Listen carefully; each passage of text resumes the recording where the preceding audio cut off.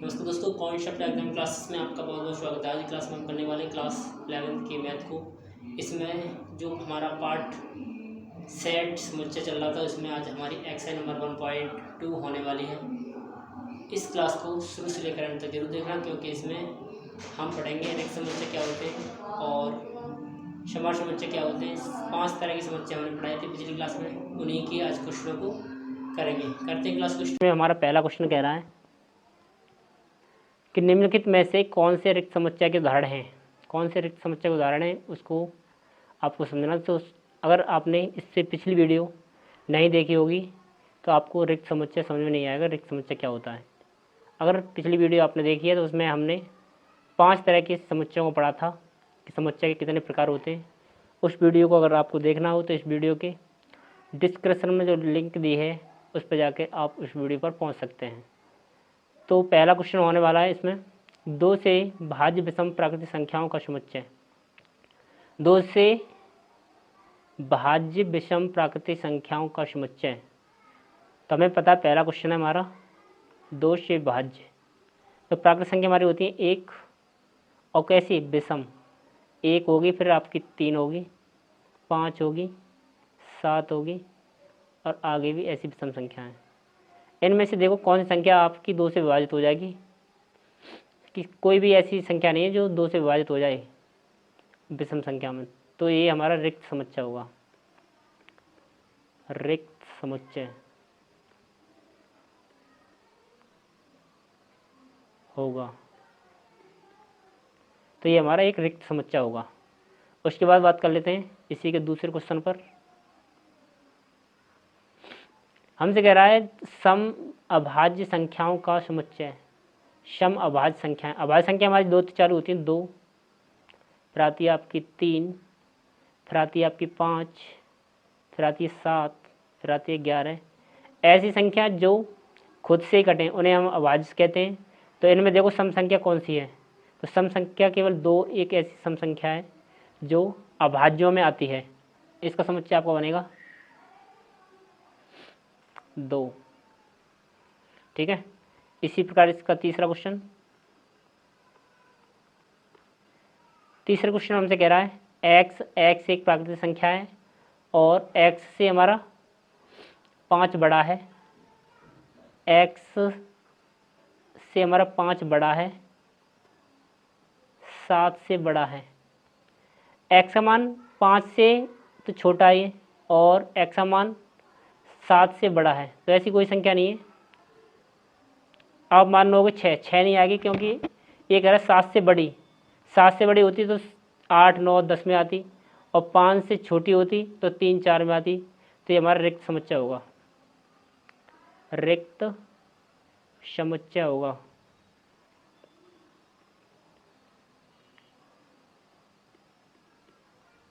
ये हमारा रिक्त समुच्चय होगा, ये आपको याद रखना है। ऐसे चौथा क्वेश्चन। चौथे क्वेश्चन में हमसे कह रहा है बाई किन्हीं भी 2 समांतर रेखाओं का उभयनिष्ठ बिंदु है। समांतर रेखा हमेशा समांतर चलती हैं, सीधी सीधी, ऐसे ऐसे ऐसे, कभी भी एक दूसरे को नहीं काटेंगे। तो जो उभयनिष्ठ बिंदु होगा इनका कोई भी नहीं होता। ये भी हमारी रिक्त समुच्चय में आएंगे। ये भी हमारा रिक्त समुच्चय है, रिक्त समुच्चय।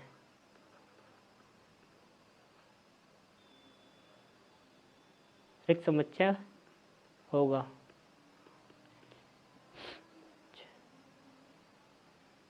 ये भी हमारा रिक्त समुच्चय और ये भी हमारा रिक्त समुच्चय। ठीक है।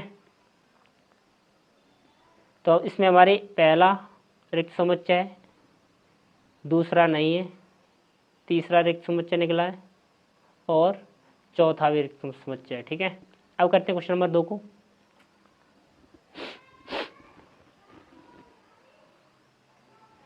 क्वेश्चन नंबर 2 में कह रहा है हमसे निम्न के समुच्चयों में से कौन परिमित और कौन अपरिमित है। परिमित और अपरिमित क्या होते हैं उसको समझ लेते हैं। सबसे पहले परिमित का मतलब होता है जिसकी कोई सीमा हो, अपरिमित का मतलब होता है जिसकी कोई भी सीमा ना हो। जैसे पहले क्वेश्चन में दे रखा है 1, 2, 3, फिर आगे डॉट डॉट डॉट तो ये हमारा अपरिमित समुच्चय होगा। तो पहला हमारा अपरिमित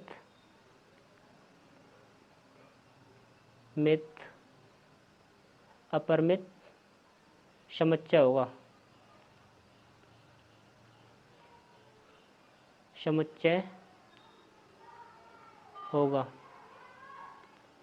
ठीक है।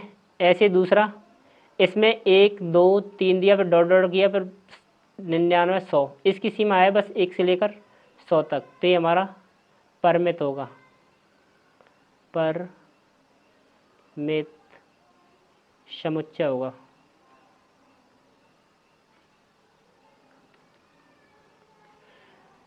ऐसे क्वेश्चन नंबर 3 को देखो, ये कह रहा है 100 से बड़े धन पूर्णांकों का समुच्चय। 100 से बड़े तो काफ़ी हो सकते हैं, तो ये भी हमारा अपरिमित होगा। अपरिमित समुच्चय, 100 से बड़ी संख्या काफ़ी निकलेंगी तो हमारी ये भी अपरिमित में आएगा। जैसे इसमें कह रहा है 99 से छोटी अभाज्य संख्याओं का समुच्चय। तो 99 से छोटी अभाज्य संख्याओं का समुच्चय हम बना सकते हैं। जैसे पहली अभाज्य संख्या हमारी होती है 2, उसके बाद 3, उसके बाद आपकी 5 7, उसके बाद आपकी 11, आगे भी ऐसी, और लास्ट संख्या हमारी होती है 97। तो यहाँ तक आपको समझ में आया होगा। तो ये हमारा 99 छोटे अभाज्य पूर्णांकों का समुच्चय हो गया। करते हैं क्वेश्चन नंबर 3 को। क्वेश्चन नंबर 3 कह रहा है निम्नलिखित समुच्चयों में से प्रत्येक के लिए बताइए कि कौन परिमित है और कौन अपरिमित है। पिछला क्वेश्चन किया था, ऐसे इसको भी कर सकते हैं हम। क्वेश्चन नंबर पहला कह रहा है इसमें एक्स अक्ष के समांतर रेखाओं का समुच्चय बताइए। एक्स अक्ष के समांतर, ये हमने ऐसे करके ग्राफ पढ़ा है। एक्स अक्ष के समांतर काफ़ी रेखा हम खींच सकते हैं, कोई भी दिक्कत नहीं है इसमें। कितनी भी रेखा खींचो एक्स अक्ष समांतर, तो ये भी अपरिमित हो जाएगा। अपरिमित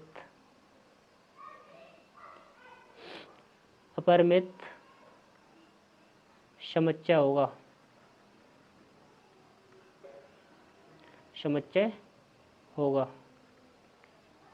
ठीक है। यहाँ तक इसी प्रकार इसको दूसरे को हमसे कह रहे हैं अंग्रेजी वर्णमाला के अक्षरों का समुच्चय बताइए। अंग्रेजी वर्णमाला का समुच्चय तो हम बना सकते हैं, जैसे ए बी आती है, फिर सी आती है आपकी, फिर डी आती है, dot dot dot Z. Z के बाद तो कुछ आता नहीं है, तो इसका समुच्चय हम बना सकते हैं। इसी प्रकार तीसरा, उन संख्याओं का समुच्चय जो 5 के गुणज हैं। उन संख्याओं का समुच्चय जो 5 के गुणज हैं, तो ये हमारा अपरिमित हो गया। अपरिमित समुच्चय, अपरिमित समुच्चय क्यों? क्योंकि हमें नहीं पता ये 5 का गुणज 5 होता है, फिर आपका 10 होगा, फिर 15, फिर आपका 20, उसके बाद 25, आगे भी काफ़ी आएंगे। तो ये हमारा कैसा हो गया? अपरिमित समुच्चय। ठीक है। अगला क्वेश्चन में बात कर लेते हैं। ये कह रहा है पृथ्वी पर रहने वाले जानवरों का समुच्चय। पृथ्वी पर रहने वाले जानवरों का समुच्चय, तो पृथ्वी पर जितने भी जानवर हुई है उन्हें हम अंकित कर सकते हैं। तो ये हमारा परिमित होगा, परिमित समुच्चय, परिमित समुच्चय। ठीक है। लास्ट क्वेश्चन बचा इसमें। ये कह रहा है मूल बिंदु 0 0 से होकर जाने वाले वृत्तों का समुच्चय। मान लो एक मूल बिंदु है, ये इससे जाने वाले वृत्तों का समुच्चय। तो हम त्रिज्या चेंज कर करके हम कितने वृत्त कह सकते हैं इसके ऊपर, इससे कोई फर्क नहीं पड़ता। तो हम इसको अपरिमित समुच्चय में रखेंगे। अपरिमित समुच्चय है,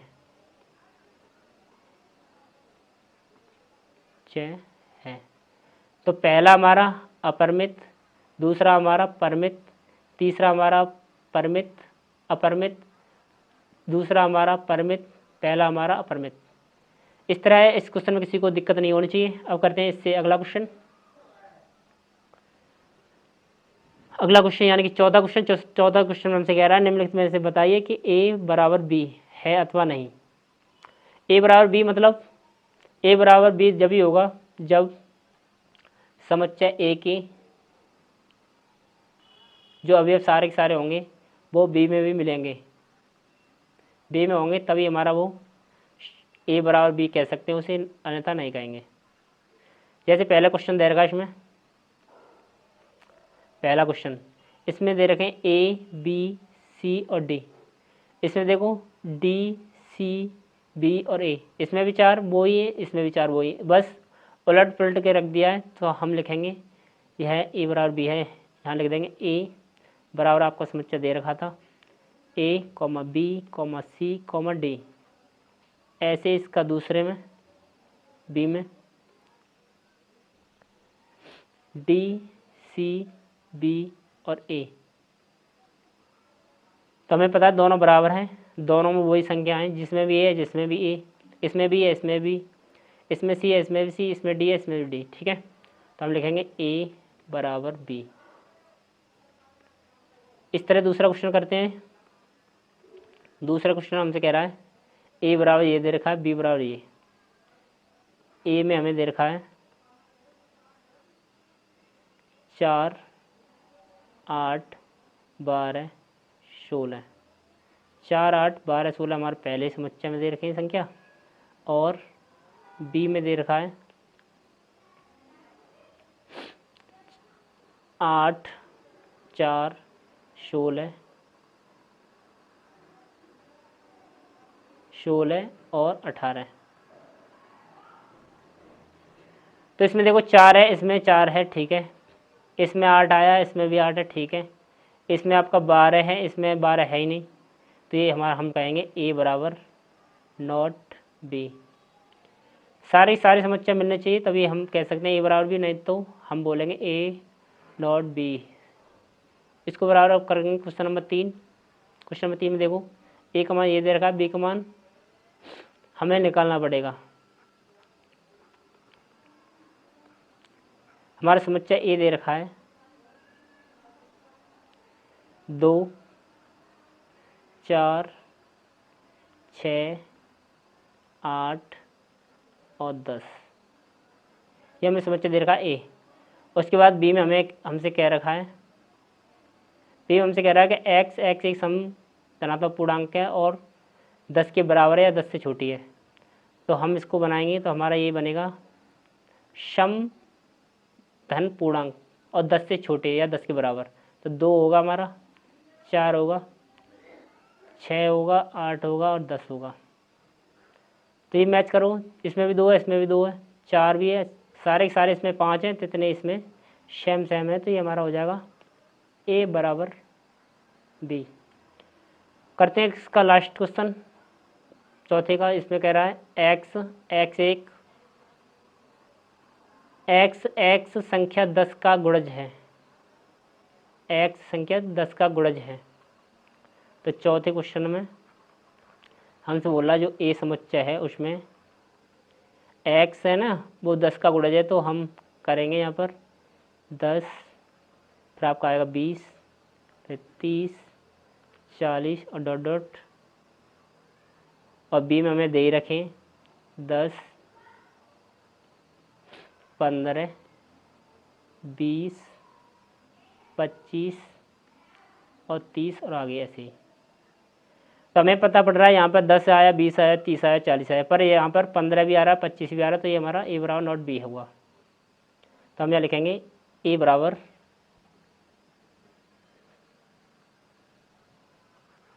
बराबर नॉट बी। ठीक है, इस तरह हमने इस क्वेश्चन को कर लिया है। क्वेश्चन नंबर 5 में कह रहा है क्या निम्नलिखित समुच्चय युग्म समान है, कार्ड सहित बताइए। युग्म समान है तो अपने कार्ड सहित बताइए। हमसे पहला क्वेश्चन कह रहा है इसमें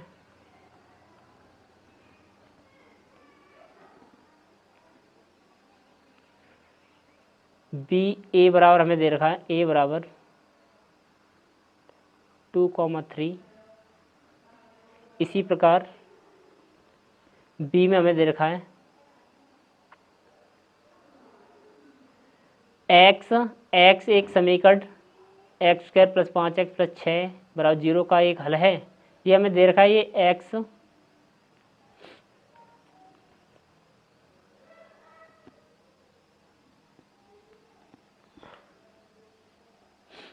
जो समीकरण दे रखा है इसमें हमें x square plus 5x plus 6 बराबर 0, इसके हम फैक्टर करेंगे तो इसका फैक्टर हो जाएगा एक्स स्क्वायर प्लस 5 की जगह पे हम लिख देंगे 2x प्लस 3x प्लस 6 बराबर 0। इस 5 को मैं 2 जगह लिख दिया 3 प्लस 2, ठीक है। तो इसको हम एक्स स्क्वायर और अब हम कॉमन लेते हैं यहाँ से, तो आपका कॉमन आएगा यहाँ से, देखो x कॉमन निकल जाएगा, x कॉमन निकले तो आपका यहाँ x बचेगा प्लस आएगा, यहाँ पर आपके 2 बचेंगे। इसी तरह हम यहाँ से 3 कॉमन निकालेंगे तो यहाँ पर आपका x बचेगा और यहाँ पर आपके 2 आएंगे बराबर 0। इन कोष्टकों को में से एक को कोष्टक को लेना है, इन कोष्टकों में से एक कोष्टक को ले लिया और दूसरे में हम x और प्लस 3 को लिखेंगे, x प्लस 3 को बराबर आपका 0। तो पहले कोष्टक के बराबर 0, फिर दूसरे कोष्टक के बराबर 0, तो x प्लस 2 बराबर 0, तो x बराबर पलना जाएंगे 2 तो माइनस के आएंगे। ऐसे इस कोष्टक के बराबर 0, x प्लस 3 बराबर 0, तो अब x 3 को पलना भेजेंगे तो माइनस का जाएगा। तो हमारा ये हल निकल के आए -2 और -3, और यहाँ पर दे रखा है प्लस की संख्या और यहाँ पर आई है माइनस की संख्या, तो ये तो हमारा है नहीं बराबर। यहाँ पर निकल गया -2 और -3, तो हम लिखेंगे ये हमारा a बराबर नॉट b है, a बराबर नॉट b है, तो युग्म समान नहीं है, युग्म समान नहीं है। इसी प्रकार दूसरा क्वेश्चन देखो, x शब्द फॉलो का एक अक्षर है, तो आपको b में देखना है। यहाँ पर देखो बाई शब्द फॉलो का अक्षर है, देखो हम x पहले का वो समुच्चय निकालेंगे तो हमारा निकलेगा समुच्चय में हम केवल एक बार संख्या लिखते हैं। यहाँ पे f दे रखा है, f लिखेंगे, उसके बाद जो डबल l दे रखा है उसमें से एक l लेंगे, उसके बाद o को लेंगे, फिर w को लेंगे। जो भी नंबर होते हैं, जो भी अल्फ़ाबेट लिखे हैं उनमें से सिंगल अल्फ़ाबेट लेते हैं, उसके बाद जो डबल होते हैं उन्हें छोड़ देते हैं। इसी तरह b में देखो, b में हमें दे रखा है बाई, जब हम देखा w एक बार ही है, o भी एक बार है, l भी एक ही बार है और f भी एक ही बार है। तो शब्द मिलाओ, यहाँ भी f, यहाँ भी f, l यहाँ भी l, o यहाँ भी है, w यहाँ भी है। तो हम लिख सकते हैं a बराबर b, तो हम कह सकते हैं समुच्चय युग्म समान हैं, समुच्चय युग्म समान हैं। ठीक है, इस क्वेश्चन में किसी को दिक्कत नहीं होनी चाहिए। करते हैं अब अगला क्वेश्चन। अगले क्वेश्चन हमसे कह रहा है नीचे दिए गए समुच्चयों में से समान समुच्चयों का चयन कीजिए। समान होंगे उनका चयन करना हमें। पहला समुच्चय दे रखा है, ये पहले समुच्चय जैसे देखो और कोई है इसमें, ए जैसा कोई है जिसमें 2 4 8 12 हो, 2 4 8 वाला कोई नहीं है, तो ए बराबर कोई नहीं है। बी का देखो 1 2 3 4, 1 2 3 4 वाला देखो ए और ये दोनों में सेम है, 1 2 3 4 यहाँ भी है, 3 1 4 2 इधर उधर हो रखा है, कोई दिक्कत नहीं, बराबर है। पर हम लिखेंगे बी बराबर डी, बी का मान डी के बराबर है। समान हो तो चयन कीजिए, बस चयन करना है, में ये बराबर है हमारे। उसके बाद देखो क्वेश्चन नंबर सी को देखो, इसमें हमारा 4 है, 8 है, 12 है, 14, 4 8 12 14 12 और है इसमें कोई नहीं, तो सी हमारा किसी के बराबर नहीं है। ई को देखो, ई में -1 +1 और जी में देखो 1 और -1 इधर उधर हो रखा है, कोई दिक्कत नहीं है, तो हम कह सकते हैं ई बराबर हमारा होगा जी। इसी तरह यहाँ पर देखो 0 और 1 आया है आपका यहाँ पे, और यहाँ पर 0 और 1 आया है, तो ये हमारा नहीं होगा। केवल 2 ही हमारी समुच्चयों के समान युग्म समुच्चय चयन है, ये हमारे दोनों समान है, नहीं तो कोई नहीं है। ठीक है, अगर वीडियो अच्छी लगी तो वीडियो को लाइक करना, शेयर करना, सब्सक्राइब करना। Thank you.